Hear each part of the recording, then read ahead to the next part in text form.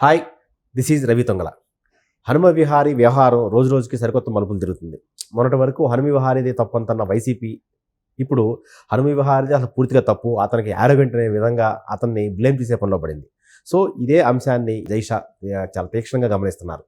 మరి ఆయన ఆ గమనింపులో దాని వెనకాల ఏం జరగబోతుంది, రాబోయే రోజుల్లో ఈ కేసు ఎలాంటి మలుపులు జరగబోతుంది, ఇదే అంశంపై మరిన్ని వివరాలు మనతో అందించేందుకు ప్రముఖ జర్నలిస్ట్ సిఎస్ రావు గారు ఉన్నారు. ఆయన అడిగి మరిన్ని వివరాలు తెలుసుకుందాం. సార్ నమస్కారం. నమస్తే రవి. సార్, హనుమ విహారీ మీద వైసీపీ అటెంప్ట్ మళ్ళీ రివర్స్ అటాక్ మొదలుపెట్టింది. సో ఇది ఎటు మలుపు జరిగిపోతుంది? సో ఈ వ్యవహారాన్ని మొత్తం బీసీసీఐ గమనిస్తుందని కూడా అంటున్నారు. దీని వెనక అసలు ఏం జరుగుతుంది? ఒకటి రవి, ఒక సీనియర్ జర్నలిస్ట్గా మనం అబ్జర్వ్ చేస్తే కనుక 2019 నుంచి ఇప్పటి వరకు ఏం జరుగుతుంది, సహజంగా మనకు సమాచార శాఖ ఒకటి ఉంటుంది. ప్రతి ప్రభుత్వంలో సమాచార శాఖ ఒకటి ఉంది. ఈ సమాచార శాఖ చేసేటువంటి పని ఏంటంటే ఆయా జిల్లాల్లో లేదంటే ఆయా పత్రికల్లో వచ్చినటువంటి న్యూస్ని సేకరించి దాంట్లో నిజం ఉందా లేదా అనేది కొంత స్క్రూటినీ చేసిన తర్వాత నిజం లేకపోతే రిజైన్ ఇస్తుంది. అంతవరకు అది క్లోజ్ అవుతుంది. నిజం ఉంటే ఎంక్వైరీకి ఆదేశిస్తారు. కానీ జగన్మోహన్ రెడ్డి అధికారంలోకి వచ్చిన తర్వాత, దానికంటే ముందు రాజశేఖర రెడ్డి ఉన్నప్పుడు కూడా ఆ రెండు పత్రికలు అనేవాళ్ళు ఆయన. అసలు ఆ రెండు పత్రికలు చదవద్దని చెప్పేవాళ్ళు ఉద్యోగులకి. ఎవరన్నా పోయి పేపర్లో ఇలా వచ్చిందంటే నిన్ను ఎవరు చదవమన్నారని చెప్పి అనేవాళ్ళు ఆయన. సరే, అయిపోయింది. అయిపోయిన తర్వాత ఆయన జమానా అయిపోయిన తర్వాత ఇప్పుడు జగన్మోహన్ రెడ్డి జమానా వచ్చింది. జగన్మోహన్ రెడ్డి జమానా వచ్చిన తర్వాత దుష్ట చతుష్టయం అని చెప్పి మొదలుపెట్టారు. ఇదే జగన్మోహన్ రెడ్డి ఓదార్పు యాత్ర తర్వాత ఆయన పాదయాత్ర చేశారు. పాదయాత్ర పోవడానికి ముందు నాకు 100% గుర్తుంది, రామోజీరావు దగ్గరికి వెళ్ళారు. రామోజీరావు దగ్గరికి వెళ్ళి రామోజీరావు మద్దతుని కోరుకుని నేను ఇట్లా పాదయాత్ర చేస్తున్నాను, మీ సహాయ సహకారాలు కావాలని చెప్పి ఈయన అభ్యర్థించారు. ఫిల్మ్ సిటీకి వెళ్ళి అభ్యర్థిస్తే ఆ రోజున ఈయన పాదయాత్రకు సంబంధించి వాళ్ళు ఎంత ఇవ్వాలో అంత ప్రాధాన్యత ఇచ్చారు. ఇవాళ దుష్ట చతుష్టయము అని చెప్పి ఆయన ప్రచారం చేస్తూ అసలు ఆ పేపర్లో వచ్చినటువంటి న్యూస్ని చదవద్దని చెప్పి రాజశేఖర రెడ్డి చెప్తే, జగన్మోహన్ రెడ్డి ఏం చేస్తున్నారు, అసలు ఆ పత్రికలే మనకు ప్రభుత్వానికి వ్యతిరేకం, అసలు వాటిని పక్కన పడేయండి, అసలు వాటిలో వచ్చేటువంటి న్యూస్ అనేది పచ్చి అబద్ధాలు, ఒకటి కూడా నిజం ఉండవు అని చెప్పి ఆయన ప్రచారం చేస్తున్నారు. అందుకని సమాచార శాఖ ఎందుకు, సమాచార శాఖనే రద్దు చేయొచ్చు కదా. సమాచార శాఖ డ్యూటీ ఏంటి? ఇదే కదా. ఇప్పుడు 4th పిల్లర్ కదా మీడియా. ఎగ్జిక్యూటివ్ సిస్టమ్ ఎలా ఉందో, లెజిస్లేషన్ సిస్టమ్ ఎలా ఉందో, జ్యుడిషియరీ ఎలా ఉందో అంతే బలంగా మీడియా ఫోర్త్ ఎస్టేట్గా ఉంది కదా. నువ్వు 4th ఎస్టేట్నే నువ్వు మొత్తం అబద్ధం అని చెప్పి, అబద్ధం అసలు పట్టించుకోవద్దు, మీరు అన్ని అబద్ధాలు చెప్తారు, అటు నమ్మొద్దు అని అంటే, ఇదే మీడియా నిన్ను తప్పుపడుతున్నప్పుడు నువ్వు ఎందుకు ఫీల్ అవుతావు? నువ్వు చెప్పేది అబద్ధాలు అని చెప్పి చెప్తున్నప్పుడు నువ్వు మద్య నిషేధం అనేది అబద్ధం కదా, నువ్వు చెప్పింది నిజమే కదా, ఇవాళ నువ్వు అమలు చేయట్లేదు కదా, అబద్ధం కదా నువ్వు చెప్పింది, పచ్చి అబద్ధం కదా. ప్రత్యేక హోదా చెప్పావా లేదా? నువ్వు తీసుకురాలేదు కదా. కరెంట్ ఛార్జీలు పెంచనన్నావా, ఇప్పుడు 7 సార్లు పెంచావు కదా. ఇసుక మద్యం ఉచిత ఇసుక ఇస్తానన్నావు కదా, ఎక్కడ ఉన్నాయి?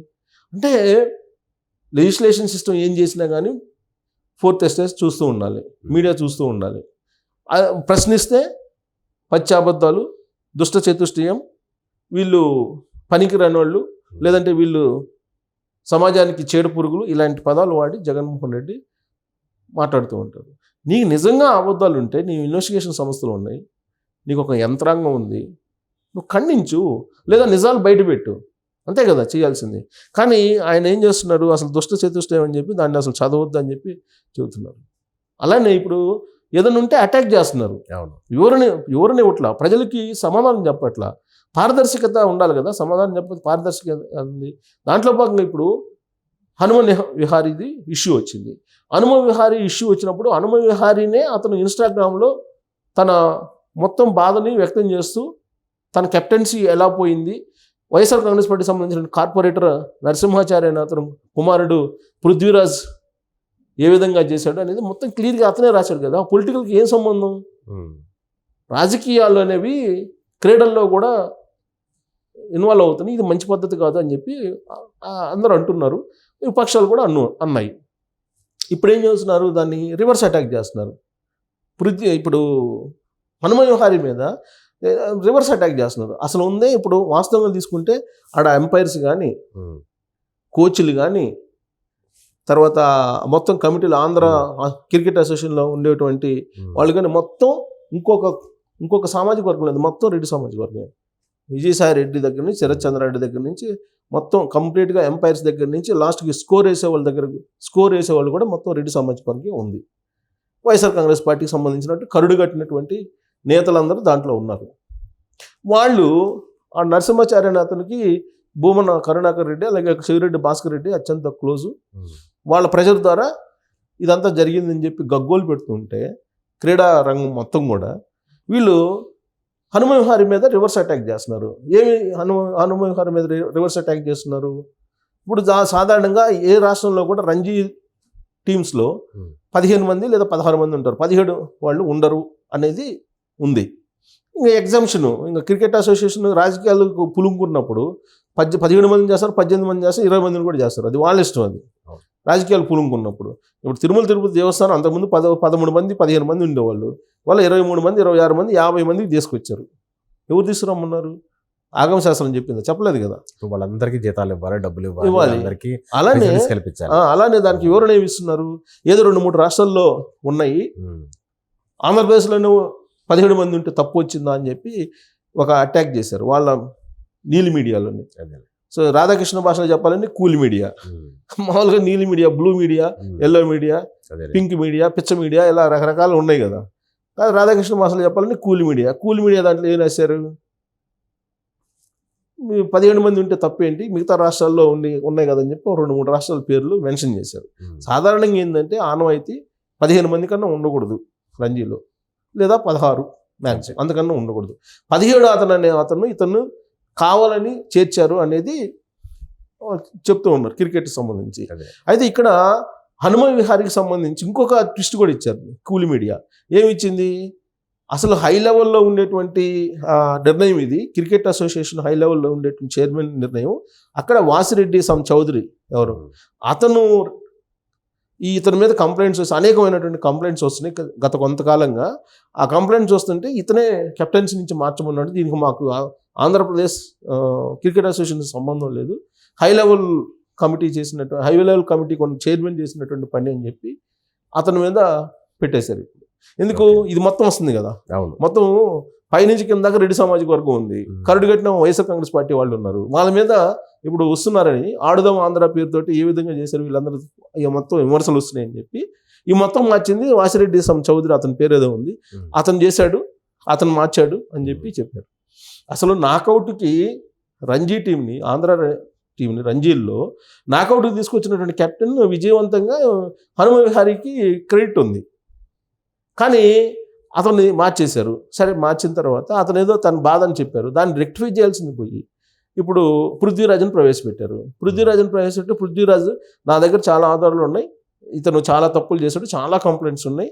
ప్లస్ ఇంకోటి ఏం చెప్తున్నారు, ఇతను కెప్టెన్సీ కావాలని చెప్పి అందరూ 15 మంది రంజీ ప్లేయర్స్ అందరూ కూడా సంతకం చేసి ఇతను కెప్టెన్సీ ద్వారానే మేము ఆడగలం అని చెప్పి వాళ్ళందరూ లెటర్ రాస్తే క్రికెట్ అసోసియేషన్కి బలవంత పెట్టి బ్లాక్మెయిల్ చేసి 15 మంది చేత రాయించాడని చెప్పి ఇంకొక ఆరోపణ అతని మీద విహారీ మీద చేసి. అంటే ఇదంతా ఏంటి? ఎదురుదాడు. అదే అవును. ఇప్పుడు జరిగినటువంటి తప్పుని సర్దిద్దుకునేటువంటి ప్రయత్నం చేయకుండా మళ్ళీ దాన్ని అలాంటి తప్పు జరగకుండా ఎలా ఉండాలి అనేది ఒక తయారు చేసుకోకుండా మార్గదర్శకాలని వీళ్ళు ఎదురుదాడికి తిరుగుతున్నారు. అంటే రాబోయేటువంటి రోజుల్లో ఇలానే ఉంటుంది, మా ప్రభుత్వం ఇలానే చేస్తుంది అని చెప్పడమే కదా ఇండైరెక్ట్గా. సో హనుమ విహారీ ఇప్పుడు ఇంకో ట్విస్ట్ కూడా ఇచ్చారు. హనుమ విహారీకి ఒక ఫౌండేషన్ ఉంది, విహారీ ఫౌండేషన్ సంథింగ్ ఫౌండేషన్ ఉంది. ఆ ఫౌండేషన్ తరఫు నుంచి అప్పట్లో ఏదో కరోనా టైంలో కొన్ని డిస్ట్రిబ్యూట్ చేస్తున్న సహాయ కార్యక్రమాలు, దాంట్లో ఎన్టీఆర్ ట్రస్ట్ టీషర్ట్లు వేసుకొని ఎవరో ఇద్దరు పంచితే వాళ్ళిద్దరిని వాళ్ళు అప్పుడు గొడవ అయింది తెలుగుదేశం పార్టీకి ఈ హనుమ విహారీకి. సో అప్పుడు తెలుగుదేశం పార్టీ ఇతని మీద అనేక ఆరోపణలు చేసింది. అలాంటి తెలుగుదేశం పార్టీ ఇప్పుడు ఎలా సపోర్ట్ చేస్తుంది అని చెప్పి మళ్ళీ అదొక ఇష్యూ తీసుకొచ్చారు. అది ఎంతవరకు నిజమో తెలియదు. ఎన్టీఆర్ ట్రస్ట్కి టీషర్ట్లు వేసుకుని ఎవరో ఇద్దరు వస్తే వీళ్ళు గొడవ పడ్డారని ఏదో ఇస్తున్నారు. సో ఇలా రకరకాలుగా దాన్ని చిలువలు పొలవులు చేసి అతన్ని ఏదో కార్నర్ చేయాలనేటువంటి ప్రయత్నం చేస్తున్నారు వైఎస్ఆర్ కాంగ్రెస్ పార్టీ ఇప్పుడు కూడా 2019 నుంచి అధికారంలోకి వచ్చిన తర్వాత నుంచి చేస్తున్న పని ఏంటంటే ఎవరైనా ఏదైనా ప్రశ్నిస్తే కనుక వాళ్ళ మీద ఎదురుదాడి చేయటం, లేదా ఆఫీసుల మీదకి వెళ్ళి దాడులు చేయటం, లేదా భయపెట్టడం, కేసులు పెట్టడం. రంగనాయకమ్మ వయసు 70 సంవత్సరాలండి. ఆమె ఒక పోస్ట్ ప్రభుత్వ వ్యతిరేకానికి ఎవరో పెడితే దాన్ని ఫార్వర్డ్ చేశారని చెప్పి ఆమెను తీసుకొచ్చి జైల్లో పెట్టారని. ఇంతకన్నా ప్రభుత్వాన్ని ఏమన్నాను మనం? ఇది ప్రజాస్వామ్యం అని అంటే వాళ్ళు ఇప్పటికి కూడా వాదిస్తుంటే మనం ఏం చెప్పలేము, ఇంకా మనం ఏం అనలేము. ఇంకా వాళ్ళు నా రాజ్యం నా ఇష్టం అన్నట్టు ఉంటే ఏం చెప్తాం మనం? ఇప్పుడు ఏదన్నా చెప్తే వినేవాళ్ళకైతే చెప్తాం. మనం అసలు ఎక్కడున్నాం, ఏం పోతున్నాం, ఎలా పోతున్నాం, ఎలా చేస్తున్నాం అనేది ఒక రివ్యూ చేసుకోవచ్చు కదా. దాదాపు 50 మంది 60 మంది ఎంతమంది సలహాదారులు చాలా మంది ఉన్నారు, 100 మంది సలహాదారులు ఉన్నట్టున్నారు. మరి వాళ్ళు ఏం సలహాలు చేస్తున్నట్టో తెలియదు. ఈ ఇష్యూలో ఇప్పుడు హనుమ విహారీని మళ్ళీ టార్గెట్ చేయడానికి ఎదురు తిరిగేది ఏమన్నా పొలిటికల్ లీడర్ అతను కాదు కదా. అనేది యంగ్స్టరు, అతను క్రికెట్ జెంటిల్మెన్ గేమ్గా చెప్తూ ఉంటారు. దాంట్లో కూడా ఎంటర్ అయ్యి దాన్ని పొల్యూట్ చేస్తున్న వీళ్ళు మరి హనుమ విహారీని కూడా టార్గెట్ చేస్తున్నారంటే రాబోయేటువంటి రోజుల్లో క్రికెట్ ఆడటానికి కూడా భయపడే పరిస్థితి ఆంధ్రప్రదేశ్లో నెలకొంది. ఆడుదాం ఆంధ్ర కాదు, ఆంధ్రతోటి వీళ్ళు ఆడుకుంటున్నారు వైఎస్ఆర్ కాంగ్రెస్ పార్టీ వాళ్ళని చెప్పి అనుకోవాలి మనం. ఇంకోటి ఏంటంటే లాస్ట్లో చెప్తారండి, ఇంత చేస్తున్నారు కదా వీళ్ళు మనల్ని ఎవరు చూడరు అనుకుంటున్నారు.